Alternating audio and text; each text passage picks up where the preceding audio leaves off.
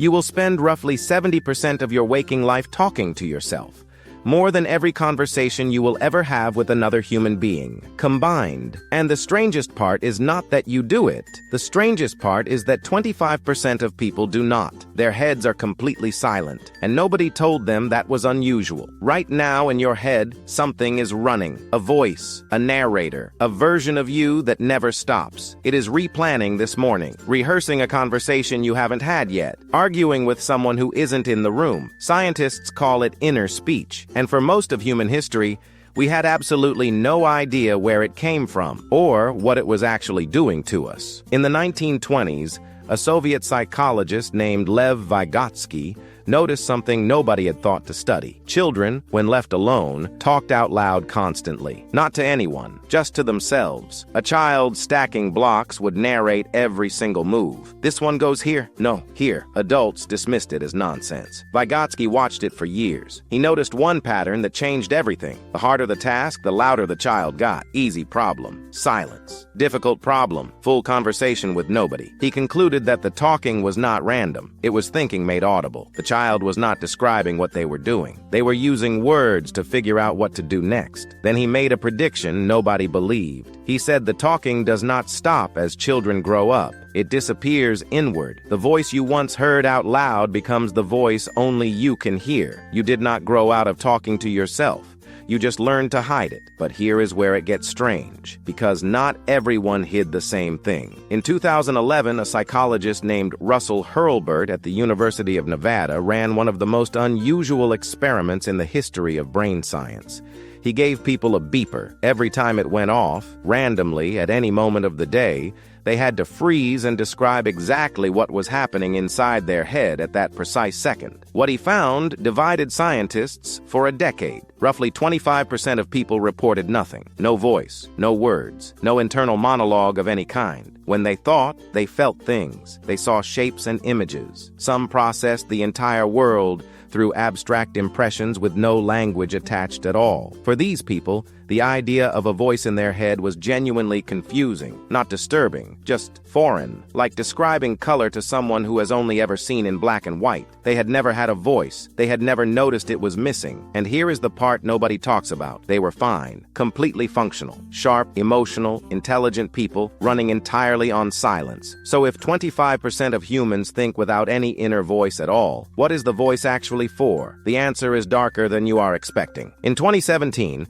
psychologist Ethan Kross at the University of Michigan published a decade of research on what he called chatter, the inner voice under stress, what happens to it when something goes wrong. Here is what he found. When your life produces a painful moment, a rejection, a failure, a humiliation, your inner voice does not help you process it. It replays it. The same moment, the same words, the same feeling, on a loop that you cannot manually stop. Kross measured brain activity during this looping and found something nobody expected. Rumination activates the same neural pathways as physical pain. Your brain does not distinguish between a broken bone and a broken friendship. It treats both as a wound. It sends the same alarm signals. It demands the same attention. Because for your ancestors, social failure was not embarrassing. It was fatal. Being exiled from the group on the African savanna meant death within days. Your inner voice evolved to treat rejection like a predator, to loop the memory so loudly and so repeatedly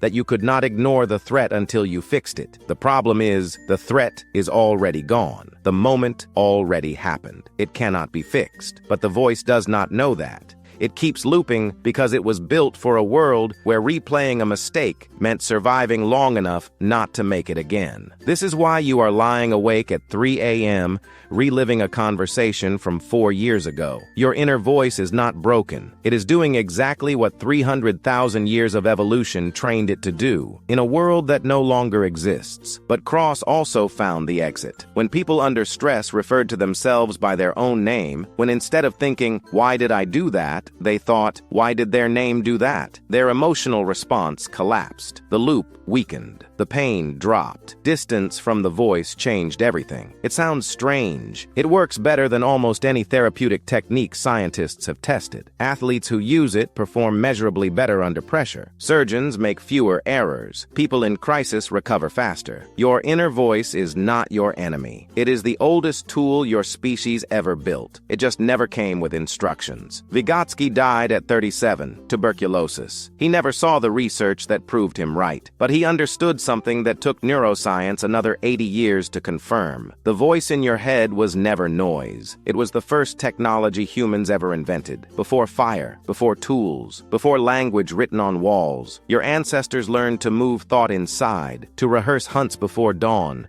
to simulate conversations before having them, to live a few seconds in the future before stepping into it. The inner voice is how humans learn to plan, to survive, to become the only species on Earth that worries about things that have not happened yet. And now it is 3 a.m., and the voice is running, and it will not stop. That is not a flaw. That is the whole point. That is 300,000 years of survival code doing exactly what it was written to do. The war it was built for is over. Nobody told the voice. The question has never been how to silence it. The question is whether you can learn, for the first time in your life, to hear it differently. Because it has been talking since before you could speak, and it will keep talking long after you have forgotten what it said tonight.